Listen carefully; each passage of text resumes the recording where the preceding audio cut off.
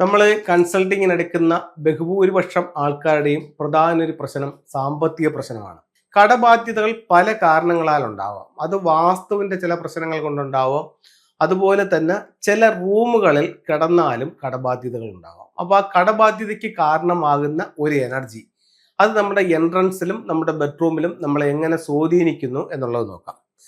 ഇവിടെ നമ്മളൊരു കാര്യം മനസ്സിലാക്കേണ്ടതെന്ന് പറഞ്ഞു കഴിഞ്ഞാൽ, നമുക്ക് വീട് വെക്കുമ്പോൾ വീട് വെച്ച അന്ന് മുതൽ വീടിന്റെ ഓരോ ദിക്കിലും രണ്ട് നക്ഷത്രങ്ങളുടെ ഒരു കോമ്പിനേഷൻ ഉണ്ടാവും. ഒരു എനർജി ആ റൂമിനകത്ത് ഉണ്ടാവും.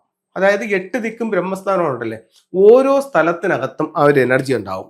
നമ്മൾ ഒരു വീട് ഒന്നുകിൽ അത് സ്ക്വയർ ആയിരിക്കണം, അല്ലെങ്കിൽ റെക്ടാങ്കിൾ ആയിരിക്കണം. വീട് വലുതോ ചെറുതോ ആയിക്കോട്ടെ, വീടിനെ നമ്മൾ എന്ത് ചെയ്യും? കറക്റ്റ് 9 കളങ്ങളാക്കി തിരിക്കും.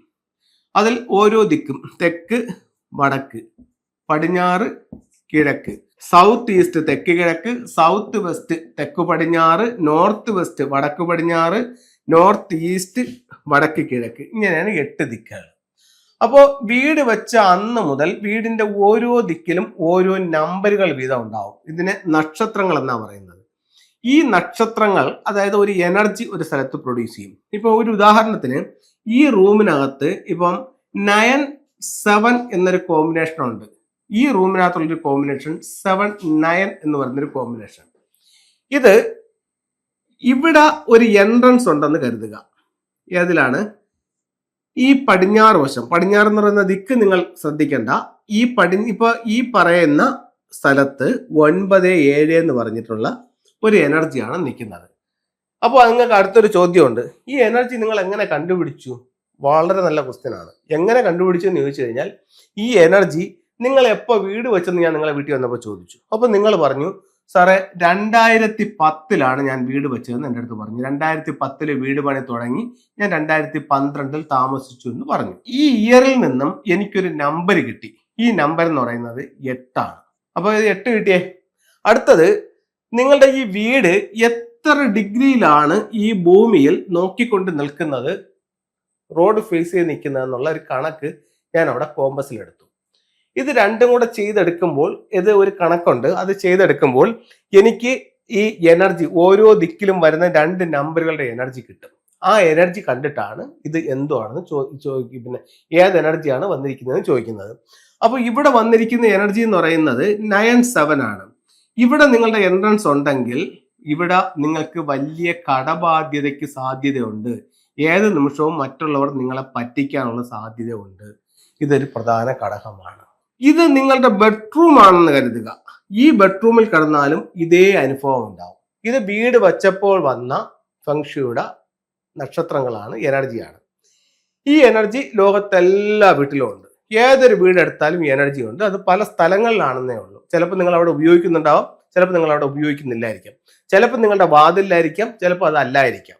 ഇനി മറ്റൊരു കാര്യം, എല്ലാ വർഷവും ഇതിനോടൊപ്പം ഒരു എനർജി വരുന്നുണ്ട്. അതായത് അതിനെ ആനുവൽ ഫംഗ്ഷൻ എന്ന് പറയും. അതായത് ഇതിനെ ഫ്ലൈങ് സ്റ്റാർ എന്ന് പറയും. വീട് വെച്ചപ്പോൾ തന്നെ എല്ലാ ദിക്കിലും വന്നിട്ടുണ്ട്, ഇതൊരിക്കലും പോകില്ല. മറ്റേന്ന് പറഞ്ഞാൽ വർഷാവർഷം വന്ന് പൊയ്ക്കൊണ്ടേയിരിക്കും. അപ്പോൾ അതിൽ 2026 അതായത് ഈ വർഷം 2026 വന്നിരിക്കുന്ന ഒരു എനർജി എന്ന് പറയുന്നത് 7 ആണ്. ആ 7 എനർജി എല്ലാ വർഷവും ഉണ്ട്. ഈ വർഷം ആ എനർജി വന്നിരിക്കുന്നത് തെക്ക് പടിഞ്ഞാറ് ഭാഗത്താണ്. അതായത് ലോകത്തെല്ലായിടത്തും. ഇത് പല വീടിനും പലതാണ്. പക്ഷെ ഇത് ലോകത്തെല്ലായിടത്തും സൗത്ത് വെസ്റ്റിൽ വന്നിരിക്കുന്നത് 7 ആണ്. ഇത് പറ്റിപ്പിനും കടബാധ്യതയ്ക്കും കാരണമാവും. തെക്ക് പടിഞ്ഞാറ് ഭാഗത്തെ ബെഡ്റൂമിലാണോ ഈ വർഷം കിടക്കുന്നതെന്നുണ്ടെങ്കിൽ നിങ്ങൾ ഈ വർഷം വളരെ ശ്രദ്ധിക്കുക.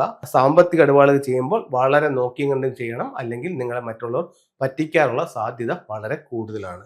ഇതാണ് ഇവിടുത്തെ എനർജി. ഇത് ക്ലിയർ ആയല്ലോ? ഇനി ചിലർ പറയും, കഴിഞ്ഞ വർഷം എനിക്ക് ഭയങ്കര ഒരു നഷ്ടം ഉണ്ടായി, ഒരു പറ്റിപ്പുണ്ടായി എന്ന് പറയും. അത് ചിലപ്പം ഒരുപക്ഷെ അവരുടെ വാതിലിലോ അവരുടെ ബെഡ്റൂമിലോ ഈ നക്ഷത്രം വന്നിട്ടായിരിക്കാം സംഭവിക്കുന്നത്. അപ്പൊ ഇതാണ് ആ നക്ഷത്രത്തിന്റെ കാരണവും. ഇനി അതിന്റെ പരിഹാരം എന്താണെന്നുള്ളത്.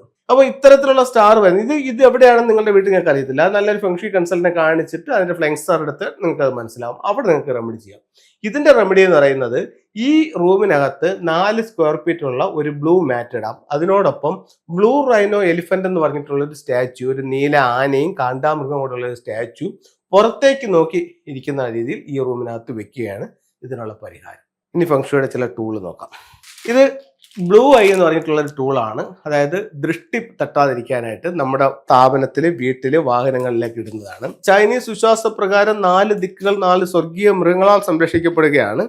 തെക്ക് വശത്ത് നിങ്ങൾക്കൊരു ഫീനിക്സ് ബേർഡിനെ വെക്കാം. അതുപോലെ തന്നെ കിഴക്ക് വശത്ത് ഒരു ഗ്രീൻ ഡ്രാഗൺ വെക്കാം. പടിഞ്ഞാറ് വശത്ത് നിങ്ങൾക്ക് ഒരു വൈറ്റ് ടൈഗർ വെക്കാം. വടക്ക് വശത്ത് നിങ്ങൾക്കൊരു ടോർട്ടോയ്സിന്റെ ചിത്രം വെക്കാം.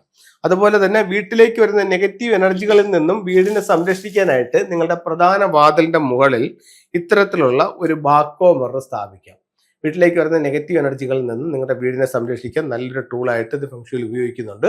ഇതിന്റെ ലെഫ്റ്റും റൈറ്റും ഓരോ ഫ്യൂഡോക് സിമ്പിൾസും വെക്കാം.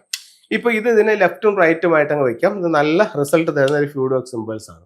അപ്പൊ എല്ലാവർക്കും എല്ലാ ഐശ്വര്യങ്ങളും ഉണ്ടാവട്ടെ എന്ന് പ്രാർത്ഥിച്ചുകൊണ്ട് നിർത്തുന്നു. നന്ദി, നമസ്തേ.